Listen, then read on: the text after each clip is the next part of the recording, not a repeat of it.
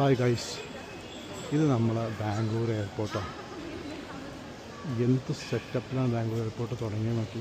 ഉള്ളിൽ തന്നെ ശരിക്കൊരു ഷോപ്പിംഗ് മോഡൽ, പക്ഷേ മേലെ റൂഫിംഗ് ഒക്കെ നോക്കിയാൽ ഭയങ്കര എസ്തറ്റിക് ലുക്ക്.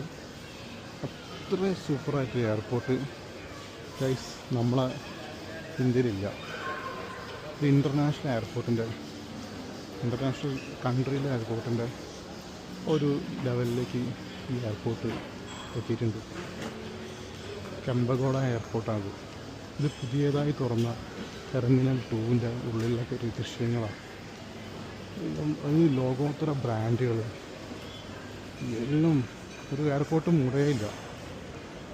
വേറെ തരത്തിലുള്ള ഒരു നമ്മളെ ലുലുവിലൊക്കെ പോയൊരു ഫീലാണ്. മൊത്തമായിട്ട് നോക്കുകയാണെങ്കിൽ തന്നെ സെറ്റപ്പ് പറഞ്ഞാൽ വേറെ ലെവൽ. വെയിറ്റിംഗ് ഏരിയാസ്, നമുക്ക് റെസ്റ്റ് എടുക്കാനുള്ള സ്ഥലങ്ങൾ, ലോങ് ജേർണിയുള്ള പാസഞ്ചേഴ്സിന് വെയിറ്റിംഗ് അവേഴ്സിലൊക്കെ കൊടുന്ന് റെസ്റ്റ് എടുക്കാം, അങ്ങോട്ടും ഇങ്ങോട്ടും കറങ്ങി നടക്കാം, ഷോപ്പിംഗ് ചെയ്യാം. പിന്നെ അത്യാവശ്യം പബ്സ് ഉണ്ട്, മീൻസ് അത്യാവശ്യം ബീവറേജസ് കിട്ടുന്ന സ്ഥലങ്ങൾ, എല്ലാം കൊണ്ടും വേറൊരു റേഞ്ചാണ്. ഇത് എയർപോർട്ട് നിങ്ങളെല്ലാവരെയും കാണിക്കാൻ പറ്റിയത് എൻ്റെ ഒരു ഭാഗ്യമായും കരുതുന്നു. ഈ ചാനൽ സബ്സ്ക്രൈബ് ചെയ്ത ആൾക്കാർ പ്ലീസ് സബ്സ്ക്രൈബ്. ഡെയിലി ഓരോ വ്ളോഗ് ഉണ്ടാവും. അതാണ് ഈ ചാനലിൽ ഞാൻ പ്രതീക്ഷിക്കുന്നത്.